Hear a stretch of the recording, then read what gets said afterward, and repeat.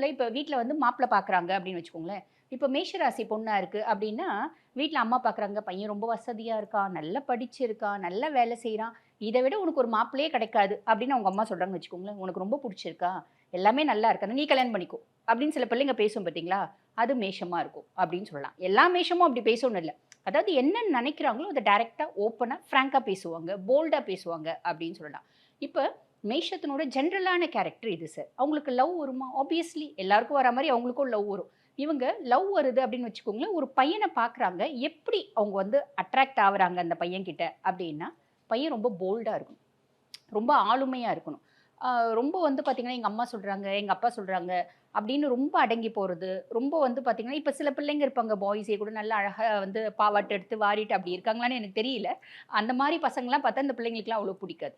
நல்ல போல்டா இருக்கணும், அட்ராக்டிவா இருக்கணும், நீட்டா இருக்கணும், டீசென்ட்டா இருக்கணும். Physical attraction place a major part அப்படின்னு சொல்லலாம்.